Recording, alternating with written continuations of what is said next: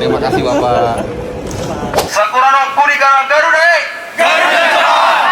Kami datang lagi, timnas Indonesia, lagu bernyanyi, mengangkat kembali.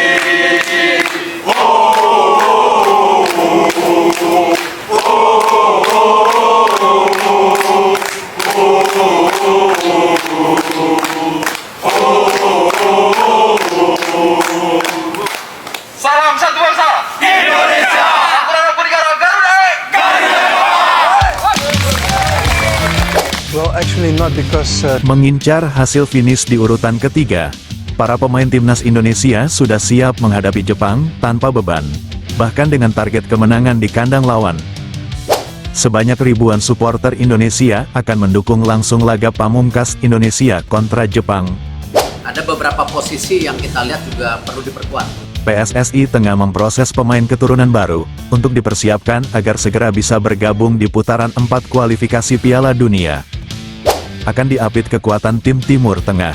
Berikut analisis perbandingan peta kekuatan timnas Indonesia dengan para calon lawannya di putaran 4 kualifikasi Piala Dunia. Sebelum kita membahas, silakan Anda subscribe channel ini terlebih dahulu, agar Anda terus mendapatkan berita terbaru timnas Indonesia. Jika sudah, saya ucapkan terima kasih. Usai melumat timnas China dengan skor 1-0, skuad Garuda yang kini berada di bawah arahan Patrick Kluivert, sosok yang syarat pengalaman di berbagai ajang sepak bola dunia, langsung mengalihkan fokus ke pertandingan berikutnya, menghadapi King of Asia, Jepang. Laga berat ini akan digelar pada tanggal 10 Juni mendatang, menjadi pertandingan pamungkas grup C kualifikasi Piala Dunia 2026. Indonesia akan bertandang ke markas Jepang tanpa beban. Hasil apapun dalam laga ini tidak akan mengubah posisi Indonesia yang akan tetap melaju ke putaran keempat. Namun yang perlu digarisbawahi adalah, kemenangan atas Jepang tetap menjadi target utama bagi Indonesia. Sebab, hasil kemenangan di kandang Jepang akan memberikan dampak besar terhadap mental dan kepercayaan diri para pemain.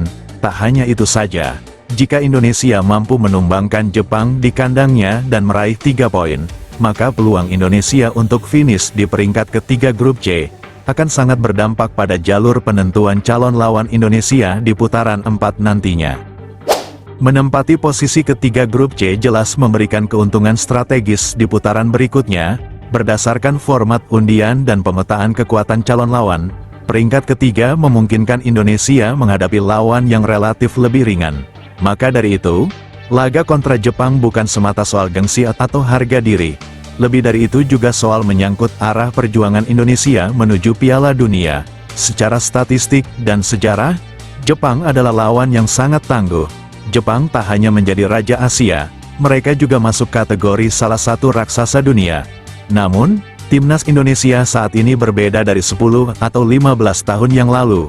Jika dulu timnas Indonesia harus pontang-panting menghadapi kekuatan Asia Tenggara, kini kedalaman serta materi skuad timnas Indonesia sudah masuk daftar kekuatan pendatang baru di Asia. Indonesia menantang Jepang tidak datang tanpa modal. Persaingan sengit Indonesia di grup C menjadi bukti bahwa skuad Garuda memperagakan permainan dinamis, kuat saat bertahan, dan berbahaya saat menyerang. Indonesia sepanjang babak kualifikasi putaran 3, tampil solid, disiplin dan taktis, disertai dengan determinasi tinggi. Patrick Kluivert juga terus-menerus mendorong anak asuhnya untuk tetap bermain agresif dan percaya diri tinggi tanpa pandang lawan. Dimanapun bertanding skuad Garuda siap, meski harus menghadapi tekanan dari publik tuan rumah yang menyandang sebagai salah satu raksasa dunia. Tak hanya sebatas percaya diri tanpa modal, skuad Garuda saat ini sudah teruji dan siap bersaing.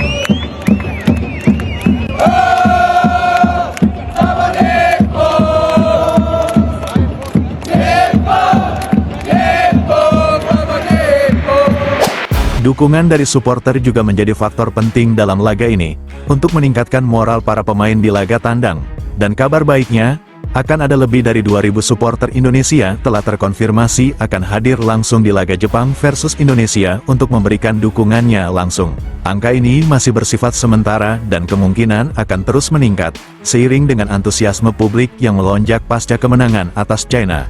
Kehadiran ribuan supporter Garuda fans di tribun stadion dipastikan akan memberikan suntikan moral yang luar biasa bagi para pemain yang akan berjuang demi merah putih yang selalu ada dimanapun Indonesia bertanding. Di sisi lain, PSSI bersama tim pelatih mulai mematangkan strategi jangka menengah untuk menghadapi putaran 4. Salah satu langkah nyata yang tengah diupayakan adalah memproses naturalisasi administrasi pada pemain muda berbakat berdarah Indonesia yang kini sedang disiapkan di putaran keempat, Miliano Jonathan.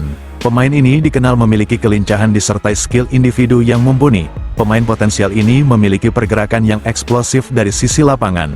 Dengan naluri mencetak gol yang tinggi, Miliano dinilai sangat potensial untuk menjadi senjata tambahan dalam menghadapi tim-tim kuat dari kawasan Timur Tengah. Miliano Jonathan bisa menjadi pemain pembeda. Trio lincah, Ole Romeni, Marcelino Ferdinand dan Miliano Jonathan akan sangat ciamik jika ketiganya dikolaborasikan secara bersamaan. Di sisi lain, kehadiran Miliano Jonathan juga akan semakin mempertebal kedalaman skuad Garuda. Pemain inti dan pemain pelapis akan semakin padat, kuat dan siap menuntaskan putaran 4 menuju Piala Dunia. Perhatian pada Miliano Jonathan tidak terlepas dari profilnya yang dinilai sangat cocok untuk melawan karakter permainan khas Timur Tengah di putaran keempat nantinya. Indonesia akan bersaing bersama 5 negara lain yang seluruhnya berasal dari kawasan Timur Tengah, Arab Saudi, Irak, Qatar, Uni Emirat Arab, serta satu di antara Oman atau Palestina. Mayoritas tim-tim tersebut dikenal kuat dalam organisasi permainan, disiplin secara struktural, dan memiliki kekuatan fisik yang solid. Namun demikian, mereka sering kesulitan menghadapi tim-tim dengan transisi cepat dan permainan individu yang eksplosif. Di titik inilah, Indonesia berpeluang menjadi kuda hitam yang menyulitkan. Patrick Kluivert tampaknya menyadari sepenuhnya kebutuhan akan fleksibilitas taktik. Ia telah menyiapkan kerangka tim yang mampu bermain dengan berbagai pendekatan. Indonesia kini terbukti solid saat memainkan skema bertahan dengan serangan balik cepat, namun juga sanggup mendominasi permainan lewat penguasaan bola dan kreativitas lini tengah. Ini adalah perkembangan penting yang menunjukkan kedalaman taktik timnas semakin matang dan variatif. Pada laga melawan Jepang, penting bagi para pemain untuk tampil tanpa tekanan. Karena tidak ada tuntutan harus menang, para pemain diharapkan bisa bermain lebih lepas, lebih fokus, dan lebih tenang dalam mengembangkan permainan.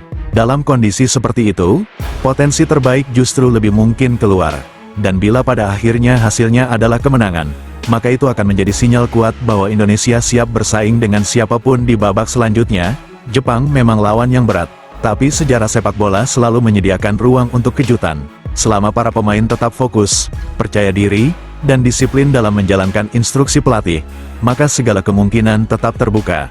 Dan kini, seluruh persiapan diarahkan pada laga yang tinggal menghitung hari. Pada tanggal 10 Juni mendatang, seluruh mata pecinta sepak bola Indonesia akan tertuju ke satu tempat, stadion di Jepang.